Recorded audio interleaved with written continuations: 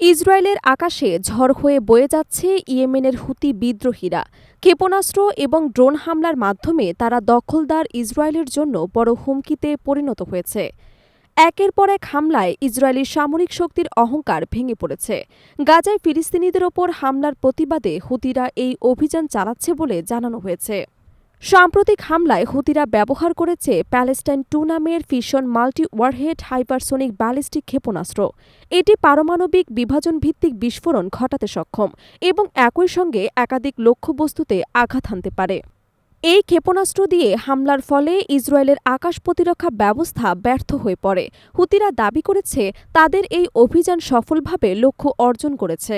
শনিবার এক বিবৃতিতে হামলার দায় স্বীকার করে হুতিরা জানায়, গাজায় ইসরায়েলের গণহত্যা, খাদ্য সংকট সৃষ্টির অপচেষ্টা এবং ইয়েমেনের বিরুদ্ধে আগ্রাসনের জবাব হিসেবে এই হামলা চালানো হয়েছে।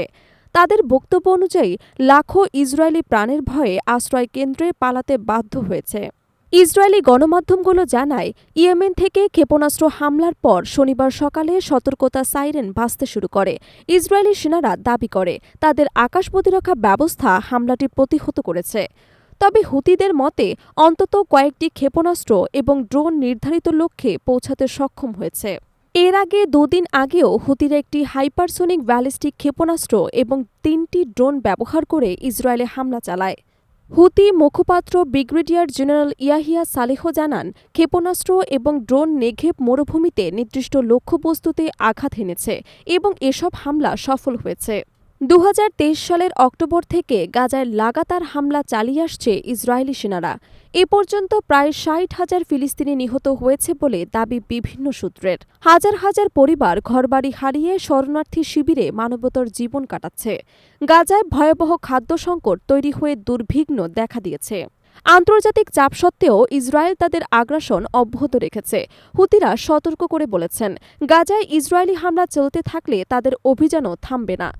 এককভাবে হলেও ইসরায়েলকে শায়েস্তা করতে তারা সক্ষম তা প্রমাণ করতে এসব হামলা চালানো হচ্ছে বলে দাবি করেছে গোষ্ঠীটি। হুতিদের এসব আক্রমণ আরব বিশ্বের ভেতরে নতুন করে আলোচনার জন্ম দিয়েছে।